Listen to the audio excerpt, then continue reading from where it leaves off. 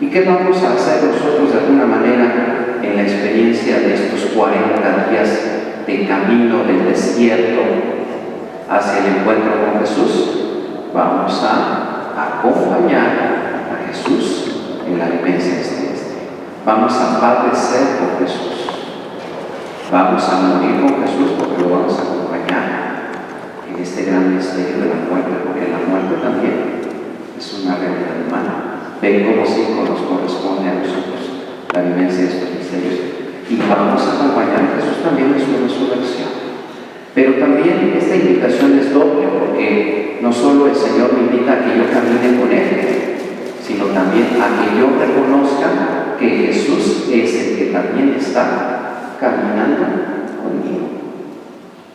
Podemos ir revisando este itinerario, la vivencia de esta Cuaresma a través de la evaluación, por supuesto. Vamos a evaluar el camino recorrido. ¿Sí? Decían algunos filósofos que a veces es necesario desandar el camino que ya se ha recorrido, es decir, revisarlo, observar nuestra vida. Sabemos que en algunos ejercicios espirituales se nos propone a nosotros mirar nuestra vida personal a la luz de la vida de Jesús, es decir, desde la infancia, muy pequeñitos, hasta nuestro momento actual. Y en este sentido es bastante bueno, es bastante fructífero el hecho de que la Cuaresma también nos lleve a contemplar etapas de nuestra vida que en algún momento dado las realizamos, pero cuando nosotros pusimos atención en esas etapas de nuestra vida fue porque en algún momento había algún problema o porque había que resolver una situación, había que encontrar alguna solución. Pero cuando ya nosotros resolvimos esas etapas, ahora podemos volver a mirar esas etapas de nuestra vida, ahora que lo hemos resuelto, y tal vez descubramos nuevas cosas, descubramos aspectos que nosotros pues ya no habíamos contemplado o ya se nos habían olvidado. No podemos desconectar también la vivencia personal que yo tengo de mi Cuaresma a lo que nosotros vivimos aquí en la celebración de los sacramentos. También eso podemos vincularlo de alguna manera a través de esta evaluación. Es decir, yo puedo hacer un proyecto personal. En cuántas ocasiones, en muchos lugares, se nos pide hacer un proyecto, hacer un plan. Cuando tú te vas a casar, seguramente habrá personas que te hayan preguntado en ese momento: oye, ¿y qué planes tienes? Bueno, después de que me case, vamos a hacer esto, tenemos pensado tener en común un proyecto, vamos a poner un negocio, vamos a tener tantos hijos, vamos a vivir en tal lugar, etc. Y toda la vida estamos proyectando. Cuando entramos a trabajar en algún lugar, también se nos pregunta: bueno, ¿cuáles son tus expectativas? ¿Cuáles son tus planes? Etcétera. Y en todo ello nosotros también vamos elaborando. Aunque no lo escribamos, aunque no lo pongamos por escrito, sabemos que nosotros en mente ya tenemos un proyecto. Oiga, pero es que yo soy ama de casa. ¿Qué tipo de proyecto puedo tener? Por supuesto que también hay un proyecto. ¿Sí? No se trata de decir, bueno, pues es que la vida es así todos los días, ya llevo una rutina, ya llevo un itinerario, etc. Bueno, pues ahí hay un proyecto, pero eso también lo vamos a clarificar. De tal manera que aunque yo no tenga un jefe que esté atrás de mí, yo tenga también la oportunidad de reconocer que tengo la capacidad para proyectar mi vida. La vida del ser humano es un constante proyecto. Ahora, la Cuaresma me invita a mí a integrar mi proyecto personal, mis planes, mis ambiciones, hay que decirlo, mis sueños, mis anhelos, con los sueños que Dios tiene de tu vida o de mi vida. Dios también sueña si nosotros le damos a Dios rasgos humanos. Dios tiene anhelos, Dios tiene deseos, y esos deseos también se cumplen en la vida de sus hijos. Voy a recordar aquellas palabras de un gran santo que el Papa Francisco retomó ahora que vino a México, cuando él mencionó: la gloria de Dios es la alegría de sus hijos. Es decir, un padre está orgulloso cuando ve que sus hijos están felices, contentos, así es. Y en este sentido, ¿por qué no decirlo de esta forma? Dios ve realizados sus planes, sus proyectos en la vida de cada uno de ustedes. Ven como el ministerio divino no es para ellos, es para ustedes. Y en este sentido, ahora sí, retomo otra vez la evaluación de este caminar. Bueno, pues nos han dicho que la Cuaresma es un tiempo de reflexión, un tiempo de penitencia, un tiempo de esfuerzo, un tiempo también en el que nosotros podemos detectar aquellas actitudes que podemos corregir. Y entonces, ahora sí, yo puedo revisar mi vida. ¿Qué es lo que esta Cuaresma me ha hecho una persona diferente? Pues no solo al resto de las demás personas, sino respecto a mí mismo del año anterior, de hace unos meses, de hace unas semanas. ¿Cómo es que yo me puedo identificar precisamente con esta palabra de Dios que yo escucho en la misa, o que yo leo en mi casa, o que yo comparto en un grupo de oración, qué sé yo? Todos los personajes que a lo largo de la Cuaresma se nos presentan, de alguna manera nos ayudan a reconocer en nuestra vida algún rasgo, algún aspecto. Cuando nosotros, por ejemplo, escuchamos acerca de la vida del profeta Daniel, cuando sabemos que Daniel era una persona, pues un jovencito que no tenía ningún crédito, ninguna credibilidad, un jovencito que tal vez nadie le hacía mucho caso, tal vez nada más por su buena presencia, pero nada más. Pero ¿qué pasa cuando a Daniel lo arrojan al foso de los leones y resulta que a los leones se los pone de almohada, duerme con ellos, y entonces comienzan a poner atención en Daniel? Ayer escuchábamos ese pasaje de el crimen en el que acusaban a Susana, y muy interesante cómo es que la credibilidad tanto de una mujer como de unos ancianos que son la autoridad religiosa o civil ahora se pierde, y entonces se da la credibilidad al profeta. Yo no soy responsable de lo que le van a hacer a esta mujer. Y pudiera ser que yo en esos aspectos yo vaya identificándome con uno de los grandes profetas, con uno de los grandes patriarcas. Identifiquémonos con el personaje de Moisés, cuando se nos habla de ese éxodo, de ese camino por el desierto.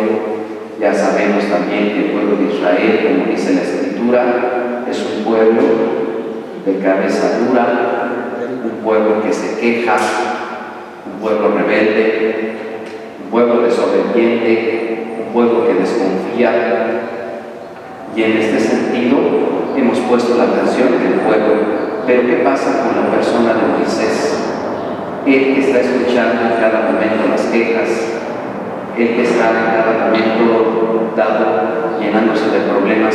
¿Cuántas veces Moisés se hubiera preguntado o se preguntó: oye Señor, ¿para qué me los mandaste? Mira, yo estaba bien feliz cuidando a mis borregas y yo ya tenía mi vida amada. Pero ahí vienes tú, Señor, a pedirme que yo colabore contigo y que conduzca. Cuando ya estoy harto. Y así se lo dice al Señor. Señor, ya es tú.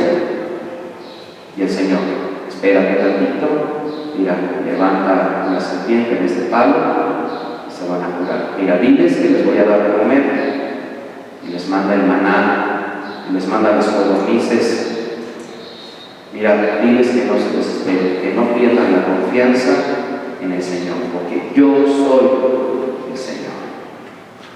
Y entonces, ¿cuántos de nosotros podríamos identificarnos con estos personajes? Los personajes de las grandes mujeres del Antiguo Testamento, hasta llegar a la persona de nuestra Madre Santísima, la Virgen María, ¿sí? Aquellas mujeres que no solo hicieron algo para un beneficio personal, sino también hicieron algo por su pueblo y dieron testimonio.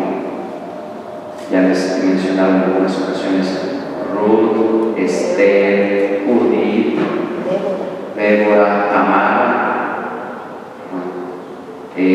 Sara, todas las mujeres esposas de los patriarcas o de los sacerdotes, etcétera, que de alguna manera nosotros también nos dejan un modelo, y entonces ahí encontramos esta identificación.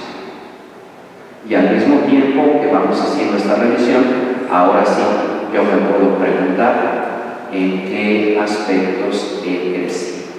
Alguien me podría decir también, por supuesto, bueno, Señor, ¿para qué me fijo en los personajes del Antiguo Testamento si me puedo fijar en la misma persona de mi Redentor, de mi Salvador? Por supuesto que sí. Y se trata también de descubrir esta diferencia, cómo es que nosotros en este momento contemplamos a Jesús. Podemos contemplar a Jesús como el Jesús de los libros, de la historia, aquel que nació en el año 0, en el año 1, aquel que nació en Belén, aquel que fue puesto en un pesebre, aquel que recorrió quién sabe cuántos kilómetros, ¿verdad?, en esta región de ahora Palestina, etc. Ese Jesús que decía muchas cosas, sí, lo puedo mirar así, como el Jesús de la historia. Pero también se nos invita, y la palabra nos invita, a que descubramos al Cristo de la fe.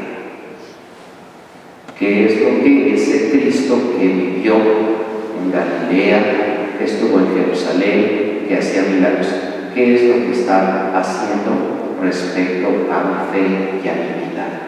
Y entonces la Cuaresma se convierte para mí en la oportunidad de conocer y contemplar diferentes aspectos de la personalidad de Jesús. En alguna ocasión yo podría conocer un aspecto de Jesús, por ejemplo, la misericordia. Y entonces reconocemos que Jesús fue misericordioso cuando enseñaba, cuando visitaba, cuando curaba, cuando hablaba con los fariseos. Ahí descubrimos su misericordia. Queremos conocer también, o esta Cuaresma es una oportunidad para conocer a Cristo de la fe, Cristo de la fe en medio de mi vida, como el que a través de sus gestos me muestra su amor. Acabamos de escuchar el domingo pasado el Evangelio de la mujer adúltera, ¿sí? Y yo siempre les he invitado a que nos fijemos mucho en los verbos, salud, en los verbos que se utilizan en el Evangelio o en los gestos de Jesús que menciona el Evangelio. Y entonces dice el Evangelio de la adúltera, este pasaje, que Jesús estaba enseñando a sus discípulos, enseñando. Jesús enseñaba, Jesús enseña. Ahí está el verbo, ahí está la acción. ¿Cuál era la postura para esa acción? ¿Cómo enseñaba? Enseñaba sentado, como aquel que tiene la autoridad, como digo yo, aquel que tiene el poder. Un Jesús levanta cuando los acusadores de la adúltera le dicen: maestro, mira, esto dice la ley, ¿qué dices? Y entonces Jesús se levanta y después se agacha para escribir algunas cosas en el suelo. ¿Qué estaría escribiendo? Tal vez el mundo nunca lo sabrá, pero lo importante es descubrir el gesto, la postura. Y entonces Jesús se pone al nivel de la mujer, junto a la mujer que está ahí postrada. El Jesús que se levanta para que se ponga también a la altura, al nivel de los fariseos, de aquellos que dicen conocer la ley, aquel Jesús que da respuesta y se vuelve a agachar. Y es un juego en el que Dios nuestro Señor va interviniendo en nuestra vida personal a través de estos signos. Estos signos nos hablan de lo que Dios realmente está haciendo en nuestra vida. Un Jesús que cuando perdona, cuando reprende, cuando enseña, dice el Evangelio también en otros pasajes, Jesús lo miró con amor. Ya después lo regañó, pero por lo pronto Jesús mira con amor y entonces después realiza la acción, la curación, el milagro, el don de la fe, el conocer, insisto, diferentes aspectos de la persona de nuestro Maestro, de nuestro Salvador. Y si nosotros nos referimos a las acciones, pero también a las posturas y los gestos de Jesús, ahora vamos a contemplar a Jesús en la cruz. ¿Cuáles son las posturas que Jesús tiene en la cruz? Jesús tratando de respirar, de levantarse, de no ahogarse con su propia sangre. Un Jesús que mira al cielo, un Jesús que mira hacia abajo. Y descubrimos en ello también estos gestos que nos hablan de toda la misericordia del Padre. Muy a propósito de esta mención, también en muchas ocasiones nos cuestionamos cuál es la razón por la que Jesús vino al mundo. Y entonces algunos pues podemos decir: Jesús vino al mundo para hablarnos del reino, Jesús vino al mundo para salvarnos, Jesús vino al mundo para, ¿qué más? Para perdonar, etcétera. Pero tal vez todas estas razones puedan ser secundarias, porque encontramos todavía una razón mucho más importante. Jesús viene al mundo a revelarnos, a darnos a conocer el rostro del Padre, y un rostro de amor. ¿Qué tanto amor tiene el Padre, como dirían las cartas del Nuevo Testamento, para llamarnos hijos de Dios? Es un amor muy grande, para hacernos sus hijos, para reconocernos sus hijos. Miren qué amor tan grande nos tiene el Padre, al grado de entregarnos a su Hijo Jesús. Miren qué amor tan grande nos tiene, que Jesús está dispuesto a subir a la cruz por el amor. Jesús no vino a la cruz, Jesús no vino a morir de esa manera, aunque sabemos que Jesús tenía esa conciencia mesiánica, porque él sabía que entrando a Jerusalén, él ya no iba a salir de ahí. Y entonces sabía quién le esperaba. Jesús sabía que de alguna manera ahí era el momento, la hora oportuna, como dice San Juan, de mostrar el amor del Padre hacia sus hijos. Y esto es contemplar aspectos de la persona de nuestro Señor Jesús. Y vamos más adelante, cuando en el misterio de la resurrección el Señor todavía se aparece a sus discípulos, no para decirles: bien, ya ven que si era cierto lo que yo les decía. No tanto para eso, sino para decir: no pierdan la paz. Yo me voy al Padre. Allá en la casa del Padre hay muchas habitaciones. ¿Para quién cree que Dios hizo esas habitaciones? Para ustedes. Y entonces descubrimos un Dios que no condena, sino es un Dios que justifica, un Dios que quiere, que ese es el anhelo de Dios, este es el deseo, que el hombre acepte el hecho de estar con Él. Hablamos tal vez un poco del derecho que el ser humano puede tener.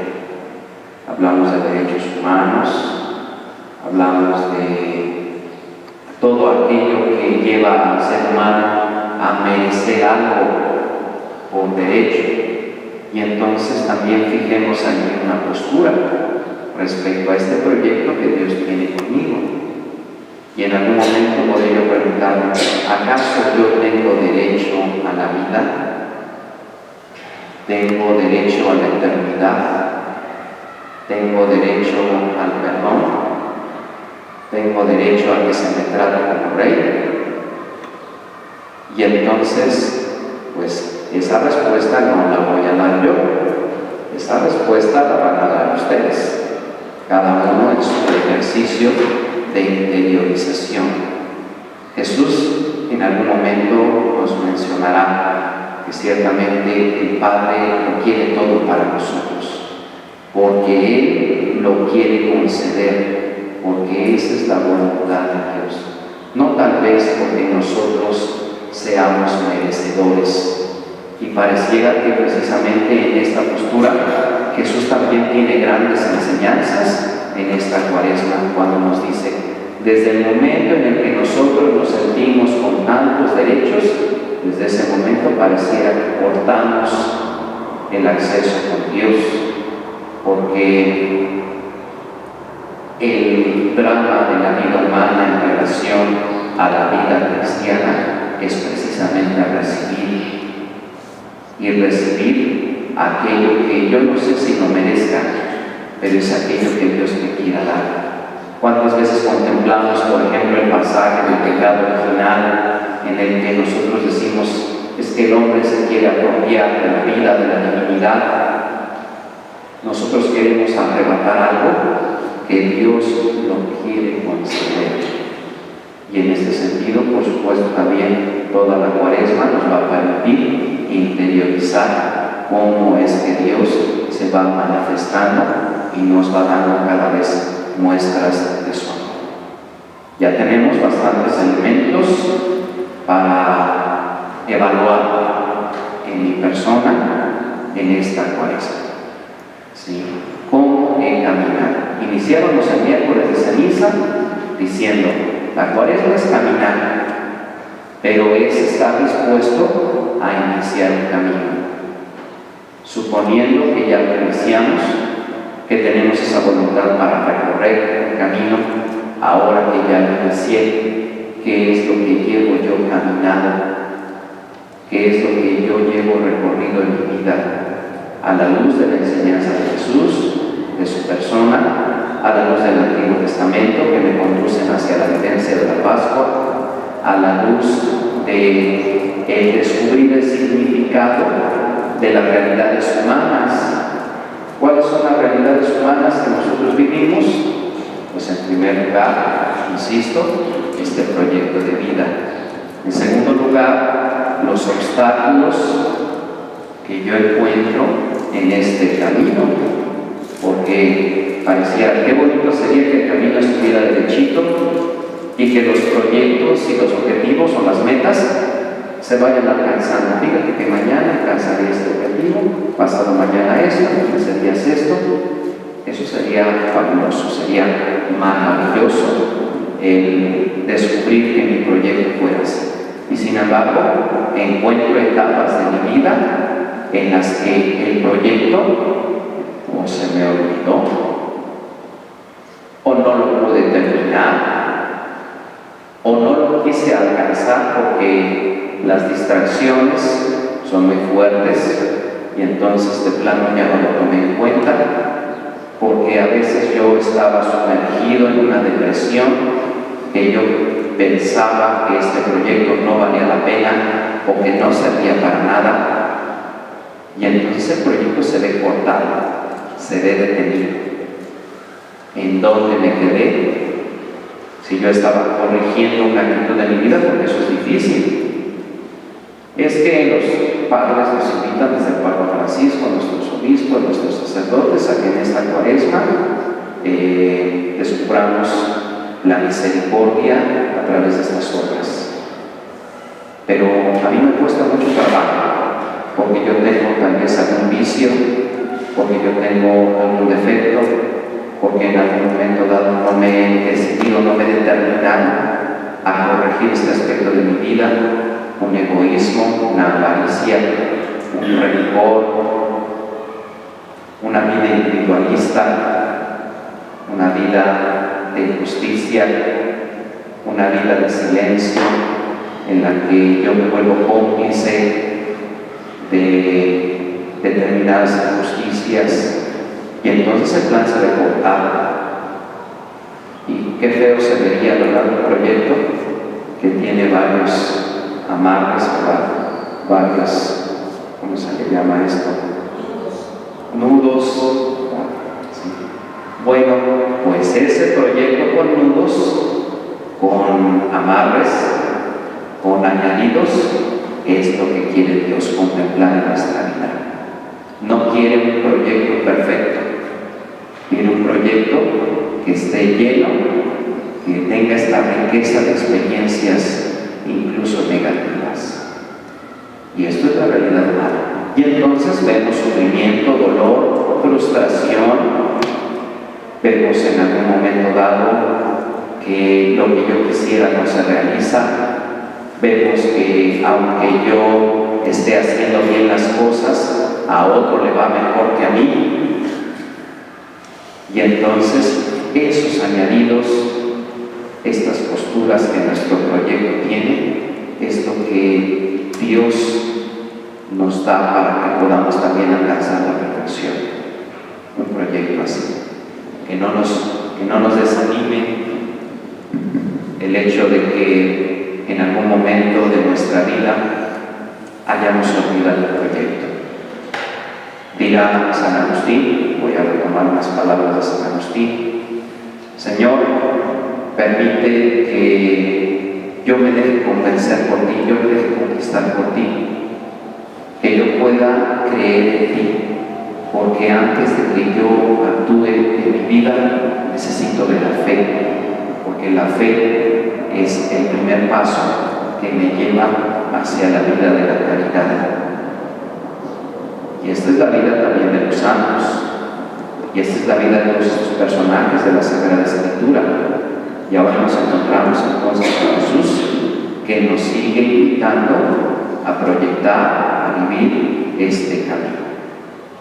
Cada uno de nosotros entonces, ahora sí, podemos decirle al Señor: Señor, esta es mi realidad, pero también este es mi corazón, el corazón que me lleva en muchas ocasiones a tener recta intención, un corazón que en algún momento, como dice la Sagrada Escritura, es traicionero, un corazón que en algún momento dado se divide, un corazón que en algún momento me lleva a perdonar. Se me acabó la vida. Un proyecto que en medio de la vida me lleva a mí a contemplar mi propia miseria, mi propia limitación, porque también esa es mi realidad, reconocer una serie de limitaciones. ¿Por qué no ser honestos y decir: Señor, esto sí lo puedo hacer, pero esto no lo puedo hacer? Lo quiero incluir en un proyecto de vida, pero me hace falta algo. Y entonces ahí también nosotros nos involucramos en la vivencia de otro misterio, que es precisamente el don de la gracia. La gracia que llega a mi vida. Qué difícil es definir la gracia, porque yo puedo pensar en la gracia de la conversión. Puedo pensar en la gracia del perdón, porque el perdón se experimenta así, a través de la gracia. La gracia de la salvación, que yo pueda experimentarme una persona que ahora por Cristo se vuelve digna de la salvación. La gracia que en algún momento dado transforma mi vida cuando yo no sé tomar una decisión. Ustedes me han escuchado cuando yo termino las reflexiones y les digo que el Señor les conceda esta gracia, porque la gracia es necesaria. Pero ¿cómo recibir la gracia en nuestra vida presente? Y también en muchas ocasiones lo comparto de esta manera: gracia como un don gratuito en medio de un mundo en el que estamos acostumbrados a que todo nos cuesta y nos llama la atención, se nos hace raro que Dios me dé algo de forma gratuita para que yo también lo dé gratis. Y este es el efecto. Y en este sentido, la Cuaresma nuevamente iluminará etapas de mi vida en las que yo experimento la gracia de la reconciliación, la gracia de la misericordia, la gracia de los sacramentos, la gracia de la vida de familia,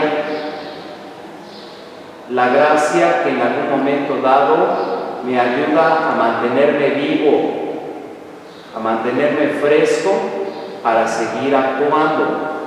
Y entonces ahora sí comprendo que la Cuaresma no es únicamente un tiempo de penitencia, sino también es un tiempo de alegría.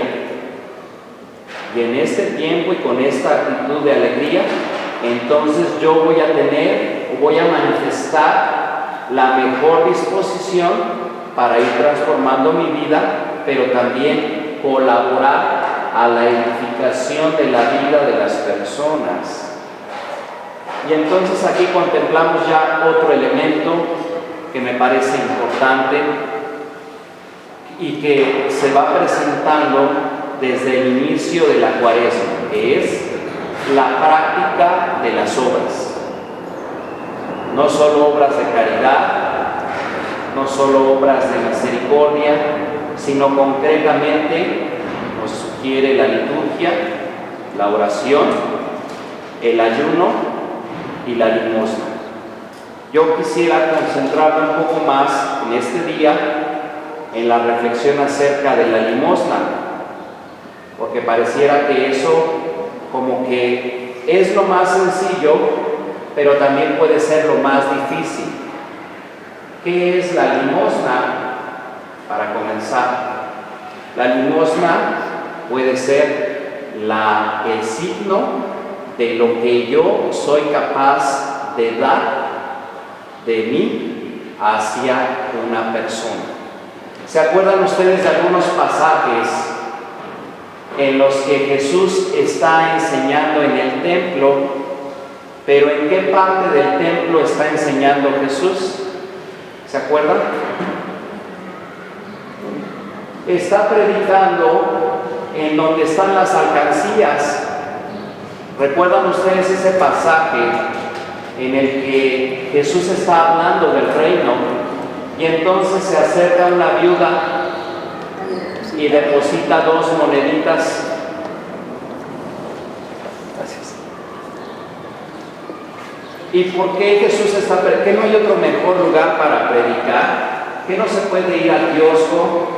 ¿Que no se puede ir a la plaza o a un lugar en alto para que la gente le pueda escuchar? ¿Por qué se pone Jesús junto a las alcancías?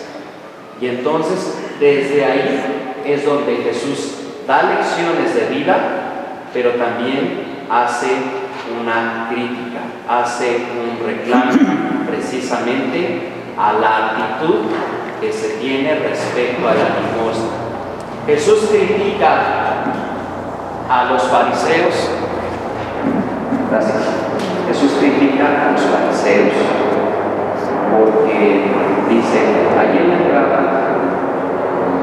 cualquier parecido es una coincidencia. Allí en la entrada dice, ahí en las alcancías, ustedes, fariseos, piden que se dé la ofrenda. Por muchas cosas, pero ofrenda al templo. Y Jesús les recuerda, miren, esa ofrenda servía para que los jóvenes dieran esa ayuda a sus padres. Y ustedes quitan esa ayuda a los padres para dársela al templo. Atención. Y entonces vemos que la limosna no solo es dar una moneda, eso no es la limosna. La limosna lleva también un objeto, lleva un fin. Aquí hay una circunstancia en la actitud de dar. Cuando aquella viuda da sus 2 moneditas, dice, esta mujer dio mucho más que todos ustedes. Y luego San Juan Crisóstomo, otro de los santos padres de la Iglesia, recordará en cuántas ocasiones, dice, nosotros nos damos cuenta que a la entrada de las ciudades, en esas grandes puertas que las ciudades amuralladas tenían, nos percatamos de tanta gente que está allí en la puerta postrada pidiendo limosna, pidiendo ayuda, personas sin hogar. Dice, y nosotros siempre que entramos a la ciudad pasamos derecho y nunca nos detenemos. Y nunca pareciera que no quisiéramos darnos cuenta de esa realidad. El Papa Francisco retoma en muchas ocasiones también este gesto, esta actitud, cuando él menciona, recuerdan ustedes el pasaje del buen samaritano, dice, y entonces pongan la atención en dónde estaba aquel hombre que fue asaltado. Dice que estaba a la orilla del camino. Y esto lo aprovecha el Papa para decir en cuántas ocasiones nosotros o nos encontramos personas a la orilla del camino. ¿Qué quiere decir esto? Los pobres, los que sufren, los enfermos, cualquier persona necesitada. Y nosotros no nos incorporamos al camino, los dejamos aquí en la orilla, porque pareciera que ellos no son dignos de caminar por aquí. O nosotros mismos, dirán, somos los que, encontrándonos con gente en el camino, la echamos hacia las orillas. No vayamos tan lejos, ¿verdad?, de nuestra ciudad. Contemplar ambientes de pobreza es muy difícil, ¿verdad? Tal vez, bueno, pues vivimos en Insurgentes, Miscuala, Nápoles, la del Valle, en fin, bueno, tal vez no pensemos mucho en estos aspectos, pero si vamos todavía, como dice el Papa, más hacia la periferia, debemos notar muchas cosas. Precisamente, así lo llama el Papa, los que están a la orilla del camino. Y entonces, la actitud de la limosna debe ser esto, el hecho de integrar a las personas a este proyecto, de reconocer que Jesús, en uno de sus aspectos de su personalidad, tiene esta preferencia, los pobres y los más pequeños. Y entonces ahora estoy descubriendo que para mí la limosna no solo es dar una moneda, eso no es la limosna, eso es simplemente alguien me pide esto y yo se lo doy. La limosna tiene un valor sobrenatural y sobre todo un valor que me lleva a mí no solo a beneficiar a una persona a la que yo le doy, sino también a mí. Mucha atención, no se trata de decir, bueno, como yo ya di algo, entonces yo ya me siento bien. ¿Cuántas veces escuchamos esos testimonios? Es que yo me siento muy bien ayudando a la gente. Cuidado, no se trata de eso. No se trata de decir, yo tengo una satisfacción personal. No. Además de la alegría, ciertamente, o sea, es algo que sentimos. Y lo que sentimos hay que sentirlo, hay que experimentarlo. Por supuesto que yo puedo experimentar satisfacción, alegría, puedo sentirme yo una persona realizada, porque dice la palabra, hay más alegría en recibir, por supuesto, lo es así, pero todavía vamos más allá, vamos a dar otro paso. El hecho de saber que nosotros estamos colaborando con ello al plan que Dios tiene para todos nosotros. Y entonces, ahora sí, lo dejamos no como una acción meramente humana, sino como una acción sobrenatural. Podríamos hablar, insisto, del ayuno, de la oración, que bueno, vamos a contemplar tal vez en otro de estos días, pero sí es importante que nosotros descubramos que la Cuaresma es una oportunidad para que nosotros podamos reconocer este gran valor.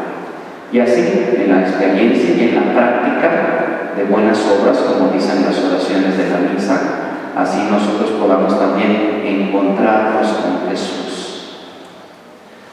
Ahora, pasando también a otro aspecto de esta vivencia y de esta evaluación en nuestra Cuaresma, sabemos que ahora también podemos, en esta identificación con Jesús, nuestro camino, nuestro pastor, nuestra luz, nuestra vida, también acompañar a Jesús en la forma de vivir. Esto no es otra cosa. ¿Recuerdan ustedes aquel pasaje en el que los discípulos tienen un primer contacto con Jesús?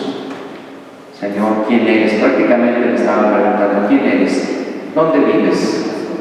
Entonces Jesús les dice, vengan y lo verán. Pudiera ser que la pregunta que nosotros podamos formular para la vivencia de esta Pascua es decirle a Jesús, no, Señor, ¿dónde vives? Sino decirle, Señor, ¿cómo vives? Para que yo pueda quedarme contigo y vivir como tú vives. Oiga, Padre, pero es que es Jesús, y pues nadie puede vivir como Jesús. No, pues si eso vino Jesús también, para que tú vivas como Él, para que tú te hagas como Cristo, para que tú seas como Él. No, hasta tenemos algunos escritos que se llaman imitación de Cristo, y entonces de alguna manera el ser humano también tiene este modelo, este ideal de ser otro Cristo en mi vida. El bautismo, eso quiere decir, en otras palabras, ser como Cristo, hacernos como Cristo, configurarnos como Cristo. Y entonces de esta forma también vamos descubriendo que Dios nos va dando todos estos elementos para que nosotros podamos alcanzar este ideal. Dice San Pablo en la segunda lectura el domingo pasado, no es que ya lo haya logrado, no es que ya lo haya alcanzado, pero yo sé que yo puedo imponer en mi vida este régimen, este modo de ser, para que yo pueda alcanzar, como San Pablo, una corona, una meta que no se acaba, que no se marchita, que tiene duración eterna en los cielos. ¿Cómo podemos alcanzar todo esto? La Cuaresma también nos permite descubrir que una serie de virtudes, y el hombre debe ser eso, un ser de virtud, armas de la luz, nos lleven a nosotros a ser testigos de la luz. Cada uno de nosotros, de alguna manera, lo hemos hecho, por supuesto, como yo les dije, no es nada nuevo.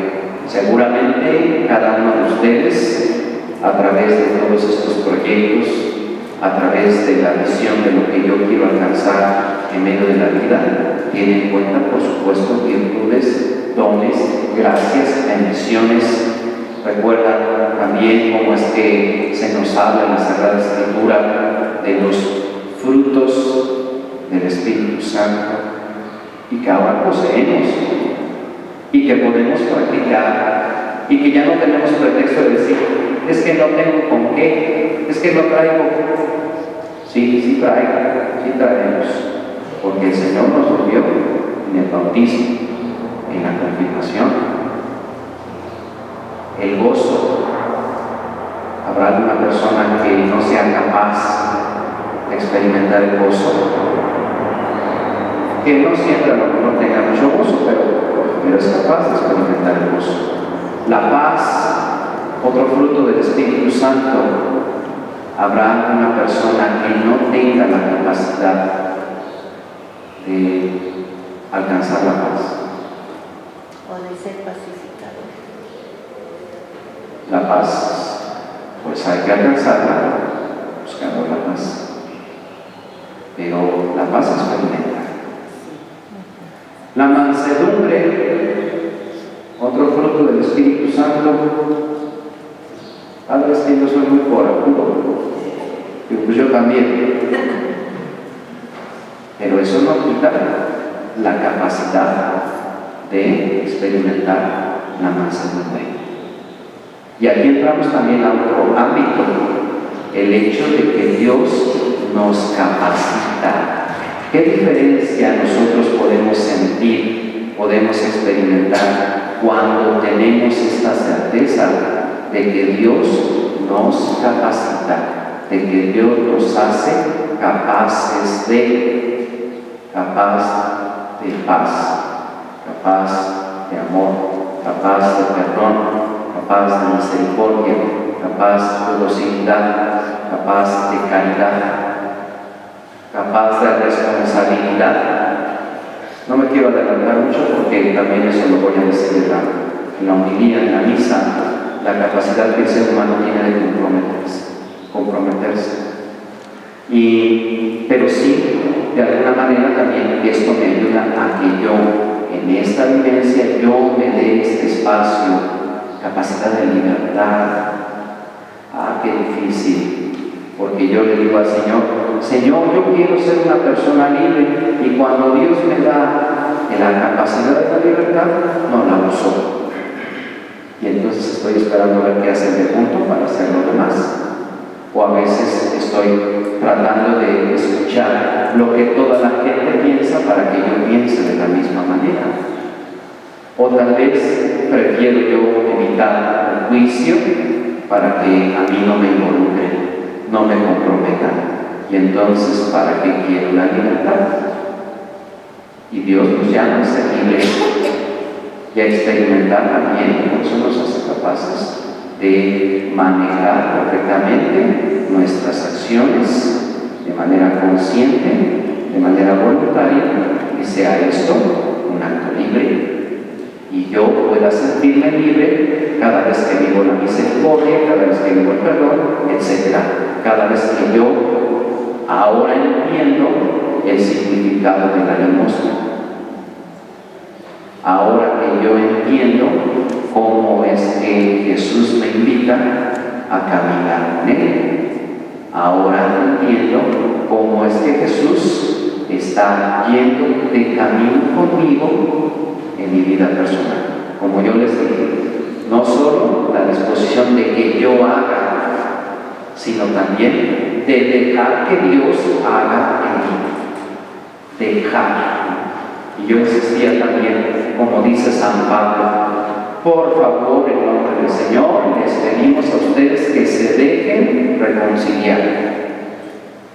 Deja que el Señor te transforme, deja que el Señor te haga capaz, deja que el Señor te haga una persona libre, deja que el Señor también te permita a ti realizar obras sobrenaturales. Esta es la experiencia que nosotros vamos teniendo precisamente, pues a lo largo de todo el año, a lo largo de toda la vida, por supuesto, pero ahora yo pongo un poco más de atención. Y todas estas acciones no solo me llevan, esta es la diferencia, no solo me llevan a tener calidad humana y bienestar, lo podemos tener, sí. Pero aquí vamos a más. Vamos al aspecto de que el Señor me permite ahora realizar con Él obras de salvación. Le decía una persona a un sacerdote, le hacía una pregunta, y le decía, oye, ¿tú por qué quisiste ser sacerdote? Un ejemplo, Y entonces dice, si un sacerdote, pues ¿qué es lo que hace? Pues hace podría hacer obras de caridad, pudiera tener una buena convivencia con la gente. Pues eso lo puedo hacer yo, lo puede hacer cualquier persona, pues yendo allí a un centro social, a un comedor público, repartiendo despensas con las familias. ¿Cómo se le llaman estas obras en general? Pues altruistas, ¿no? ¿Sí? Y entonces el sacerdote le decía, sí, pero esas personas no pueden hacer milagros. Le decía, bueno, ¿y tú qué milagro puedes hacer? Dice, pues el milagro de perdonar los pecados. Entonces, es un ejemplo para decir, nosotros también podemos reconocer que se están verificando milagros, obras sobrenaturales en medio de nuestra vida. ¿Sí? Yo siempre le he preguntado a las personas, muchas veces, hasta que me van a decir, Padre, le parece descombayado. Yo les pregunto, ¿ustedes creen que Dios sigue haciendo milagros? Sí. Y todas las veces que yo pregunto me dicen, sí. Y entonces, ¿en qué aspectos o en qué etapas de nuestra vida reconocemos esos milagros?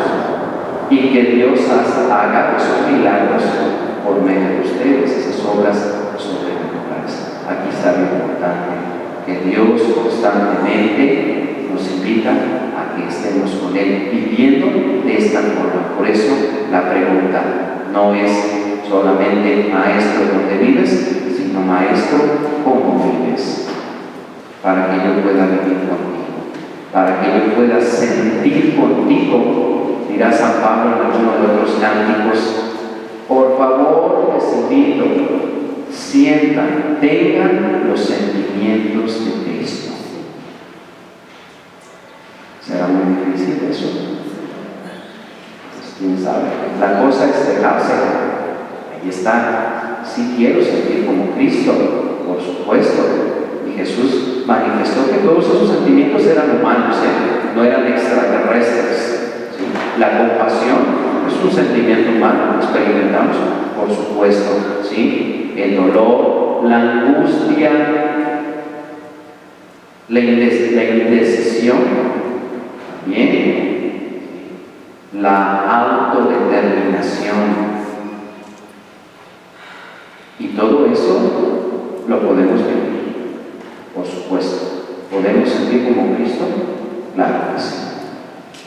Y bueno, quiero concluir ya con otro aspecto que espero yo tener la claridad para decirlo, porque en la actualidad se nos habla mucho de este aspecto, el aspecto de la autoafirmación.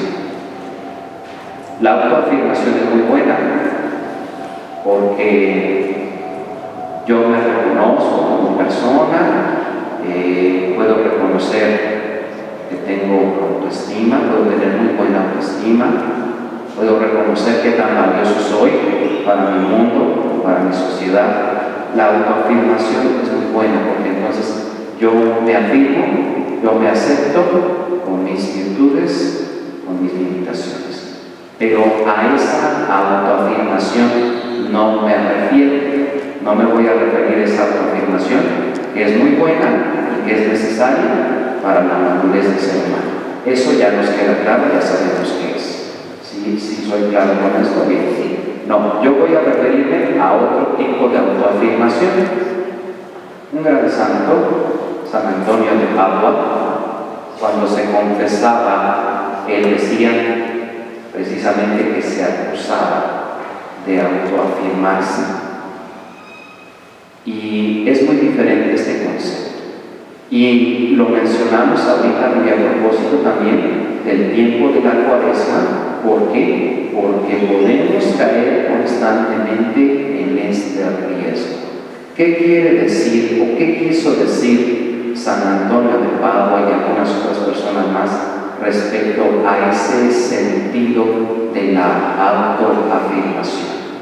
Hay un momento o hay una actitud en la vida humana en la que las acciones que realizamos pareciera que las realizamos por nuestra propia cuenta, por nuestra propia iniciativa, por nuestra propia capacidad. Y a esto se refiere. Cuando en algún momento dado alguna persona nos agradece porque en algún momento damos un consejo, porque en algún momento dado les funcionó lo que yo les recomendé, porque en alguna situación yo pude ayudarles a descubrir una solución, por ejemplo, entonces pareciera que todo se me debe a mí. ¿Sí? Gracias a mí, tú pudiste alcanzar esto. ¿En dónde hemos escuchado eso? ¿No? Porque gracias a mí, tú eres ahora lo que eres. Porque gracias a mí, ahora la empresa va para arriba. Porque gracias a mí, tú eres un chamaco que ha crecido sano. ¿Dónde lo habremos escuchado eso? Pero de grande me lo vas a agradecer, ¿no? Y entonces pareciera que toda esta iniciativa de esta práctica de la vida cristiana parece ser que sobra a mí. Cuando se me olvida a mí que hay alguien que me ha enviado, cuando a mí se me olvida que el proyecto no fue idea mía, sino fue idea de alguien. Esto es la autoafirmación, a esto me refiero. Cuando yo me jacto de que toda la caridad que yo pueda hacer, que toda la misericordia que yo pueda dar, es gracias a mi esfuerzo personal. ¿Por qué? Porque en este sentido no doy cabida a la acción de Dios a través de otras personas. A esto me refiero cuando podemos caer constantemente en el riesgo de la autoafirmación. ¿Qué quería decir San Antonio de Padua cuando se confesaba, se acusaba de autoafirmarse?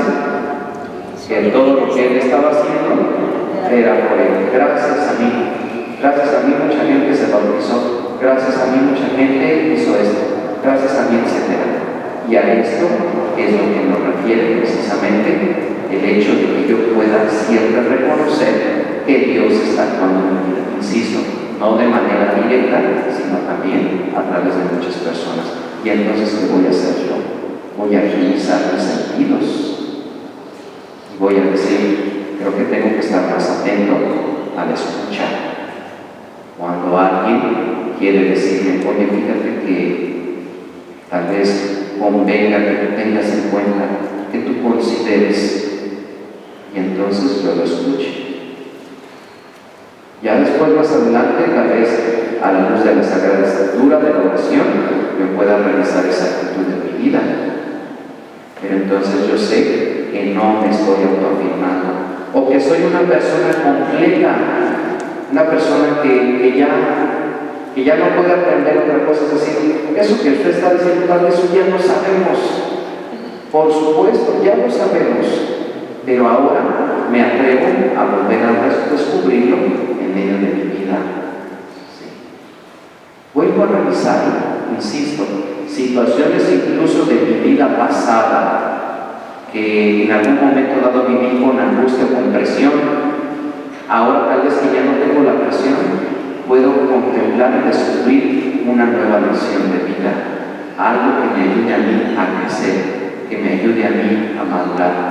Dicen los grandes directores espirituales, yo creo que ya con eso concluyo, que el Señor, gracias a estos cuestionamientos, nos permite vivir en crisis.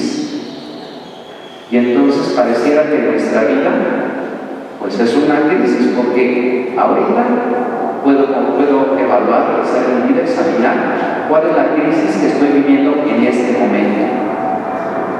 ¿Por qué situación difícil estoy viviendo ahorita? Porque cada uno de nosotros venimos aquí, nos reunimos, qué bonito estar escuchando, estar bien llenado de Dios. Pero estoy pasando por una etapa, por una experiencia, y entonces es una crisis. Y decía los directores espirituales, cuando tú vives en una crisis, dale gracias a Dios, porque normalmente o casi siempre salimos de las crisis con mucha más madurez. Y entonces me voy a preocupar el día que yo no tenga una crisis, porque entonces ese será un signo de que a lo mejor yo ya no estoy creciendo. ¿De acuerdo? Muy bien. Pues ya creo que ya hasta se me olvidó lo que les dije al principio, y bueno, yo espero que por lo menos, como en otras ocasiones también lo menciono, que se queden con una cosa. De todo esto que mencionamos, a mí no me interesa que se vayan con todo, pero si yo me llevo una cosa o dos que ya me están ayudando para evaluar mi vida, para mi crecimiento espiritual, mira, excelente. ¿Por qué? Porque eso no te lo doy yo, eso te lo está dando el Espíritu Santo en tu vida.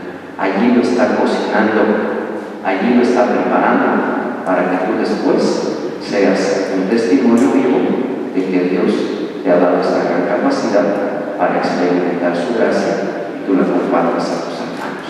Ojalá, por favor, no pierdan de vista este aspecto de caminar con Jesús, insisto, hasta la vivencia de este misterio de la resurrección y, por supuesto, sentirnos enviados para vivir la plenitud de estos misterios. Por eso, la santidad también debe ser un ideal que esté siempre presente en nuestras vidas.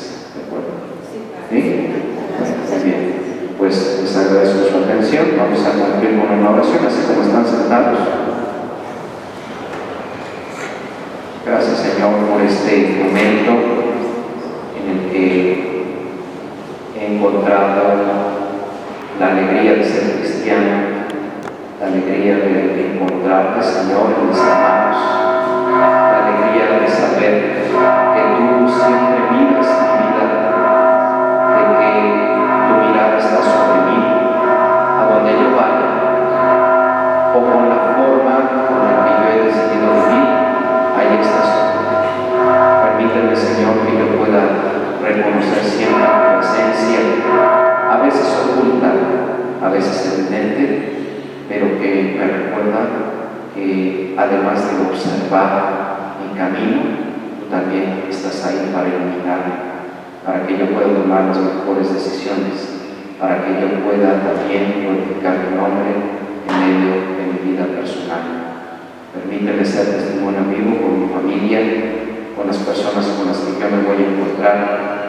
Permite, Señor, que yo pueda comunicar aquello que tú me has enseñado a través de mis acciones, del testimonio de mi vida.